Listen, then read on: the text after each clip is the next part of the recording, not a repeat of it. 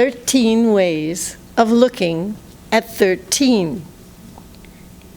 Right now, this Tuesday in July, nothing's headier than the words sheen, manageable, bounce. Squinting into the smeared mirror, you search your ghetto-ripe head for them. You probe with greased fingers, spreading paths in the chaos wide enough for the advertised glimmer to escape. But your snarls hold tight to their woven, dry confounding. Fevered strands snap under the drag of the wiry brush, and order unfurls, while down the hall, Mama rotates the hot comb in a bleary blaze, smacks her joyful gum. Still, TV bellows its promise. You witness the pink snap of the perfect neck, hear the impossible vow, shampoo with this, sheen, bounce. Her corn silk head is gospel. It's true. Come on, child. Even Mama's summoning burns. Number 3.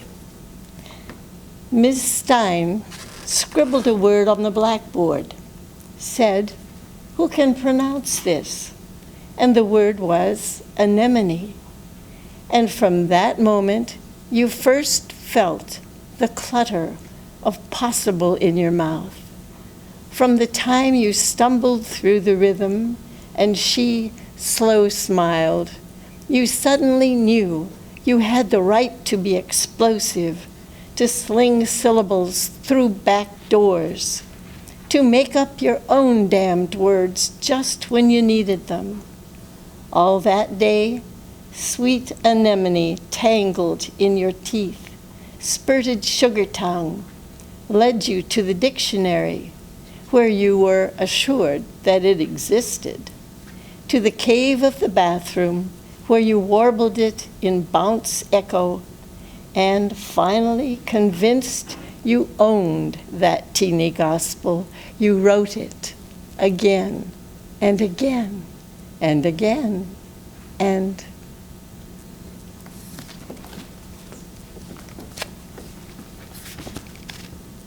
Number 9.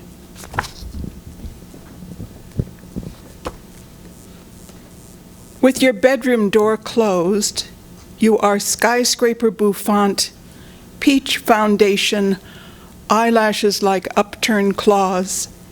You are exuding ice, pinched all over by earrings. You are way too much woman for this room. The audience has one chest, a single shared chance to gasp. They shudder, heave, waiting for you to open your mouth and break their hearts. Taking the stage, you become an S. Pour ache into your hip wing twisting as the front row collapses. Damn, they want you. You lift the microphone. Something illegal comes out of you, the sound of titties in oil. Mama flings the door open with a church version of your name. Then you are pimpled, sexless, ashed, and double Dutch knees. You are spindles. You are singing into a hairbrush.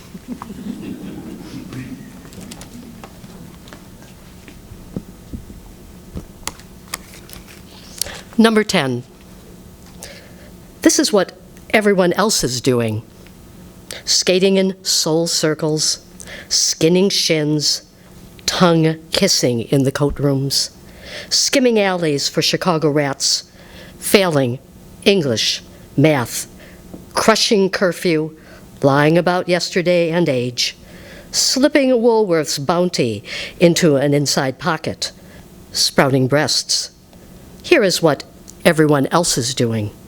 Sampling the hotness of hooch, grinding under blue light, getting turned around in the subway, flinging all them curse words, inhaling a quick supper before supper fried up in hot Crisco and granulated sugar, sneaking out through open windows when the night goes dark, calling mamas bitches under their breaths, staying up till dawn to see what hides. What you are doing, reading.